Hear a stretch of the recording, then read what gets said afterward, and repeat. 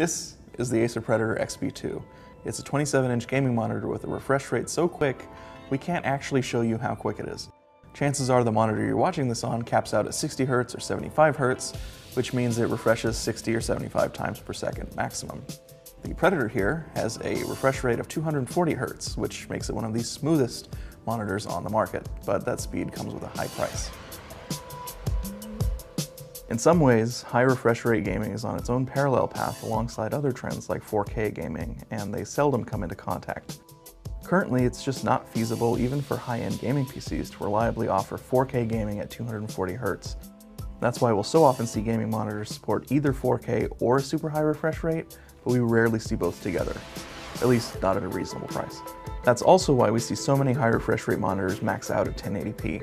Consistently running games at 240 frames per second is tough, but scaling back the resolution to 1080p makes things much easier.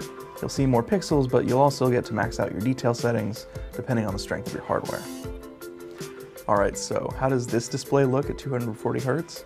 Hitting 248 frames per second and turning on G-Sync turns every game into a visual symphony on the Predator XB2.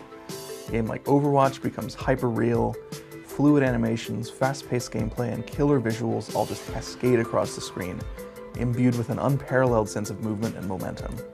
It's hard to go back to a standard 60 Hz display after seeing a game just come to life at 240 Hz. That rapid-fire refresh rate comes courtesy of the Acer Predator XB2's Twisted Pneumatic, or TN, display panel.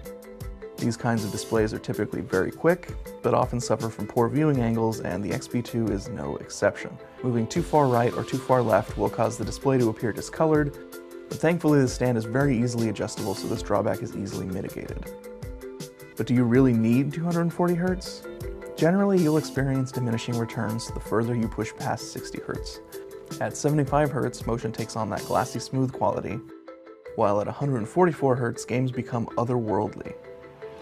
The Acer Predator XB2 looks great at 240 Hz, but the difference between 144 Hz and 244 Hz is minimal and almost imperceptible to the naked eye. Refresh rate aside, the display itself does an admirable job of keeping up with its nearest competitors. With a contrast ratio of 740:1, bright colors are rendered well, right alongside deep shadows without any real loss of quality in between.